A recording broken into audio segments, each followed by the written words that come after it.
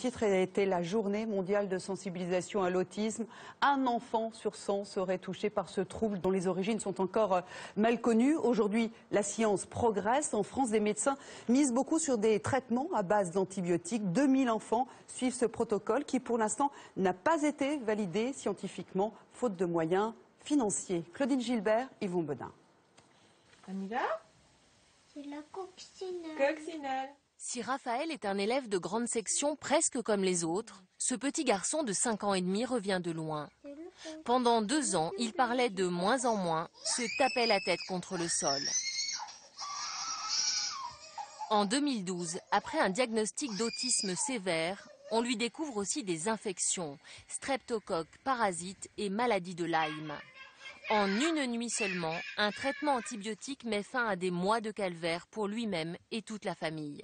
C'est vraiment plus le même. Il nous réveillait vers 1h à 2h du matin, il était tout nu et il avait des selles qui s'étaient enduits sur lui, sur ses draps, sur les murs.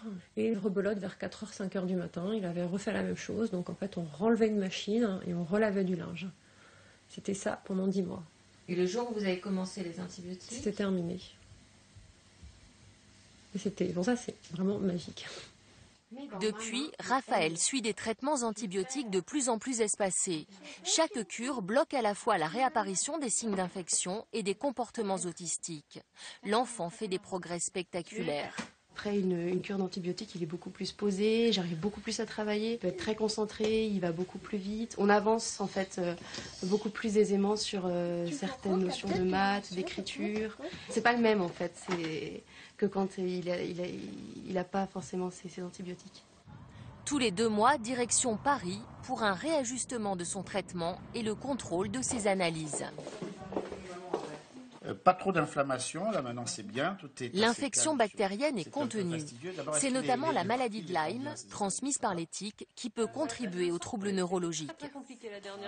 Si on a décidé de le mettre sous antibiotiques, c'est parce qu'il y avait des signes biologiques qui indiquaient qu'il y avait une infection. Le soulager de ces multi-infections, inflammations, l'améliorer. Ça, on le constate, c'est pas une vue de l'esprit. Si on n'est pas arrivé au bout du problème, on arrête le traitement.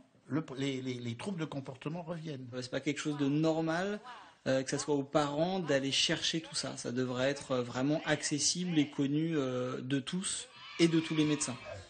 L'obstacle, c'est que l'efficacité de ces traitements n'a pas été scientifiquement prouvée. Une étude baptisée Autibiotique qui devait être menée avec 30 enfants autistes est toujours en attente de financement depuis 2012. 50 médecins dans toute la France prescrivent ces traitements à près de 2000 jeunes autistes, avec une amélioration rapide pour 70% d'entre eux. C'est le cas de Raphaël, qui, contre toute attente, fera bien son entrée en CP sans aucun retard à la rentrée prochaine.